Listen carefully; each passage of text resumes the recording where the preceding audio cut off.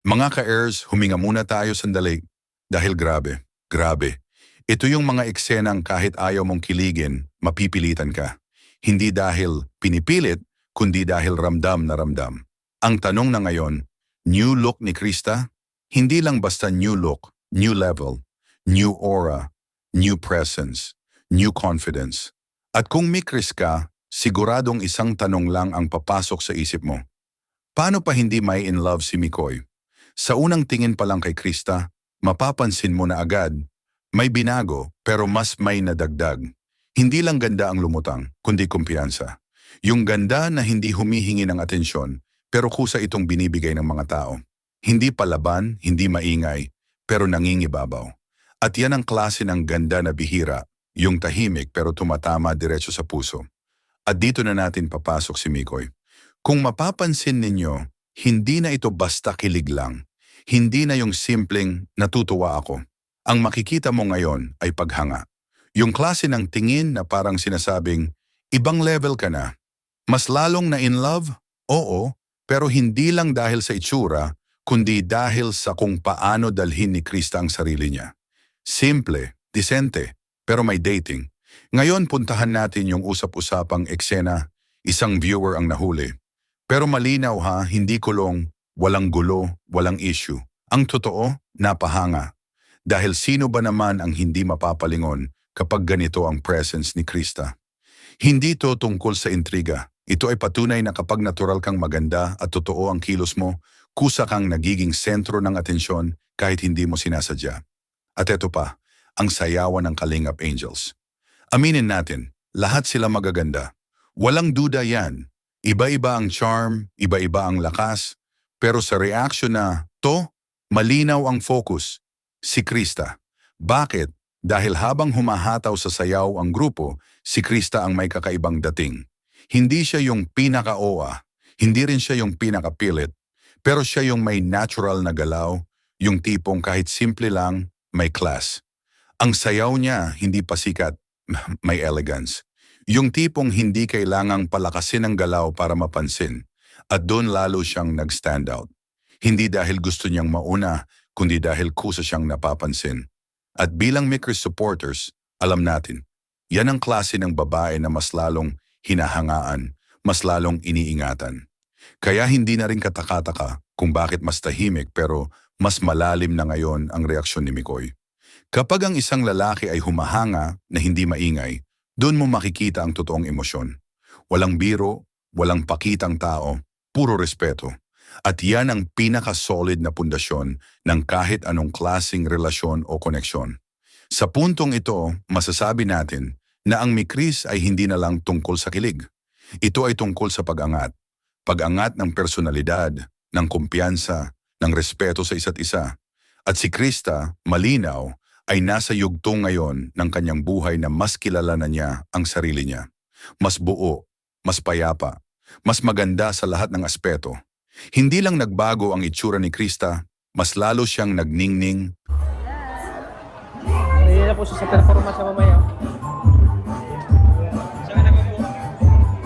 Ready na po si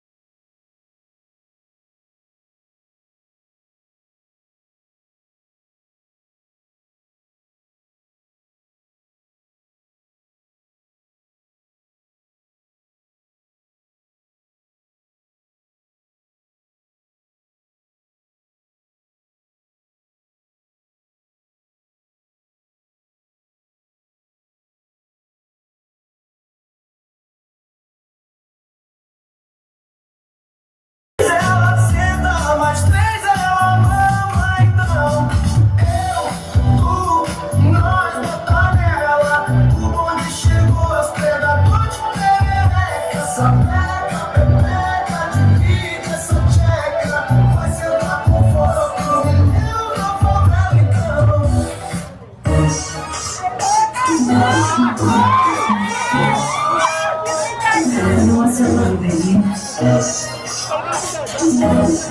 And you never change.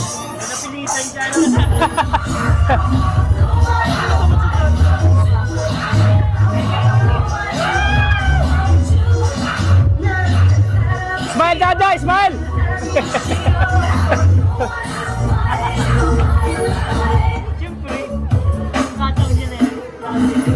La, la, la! Sana all.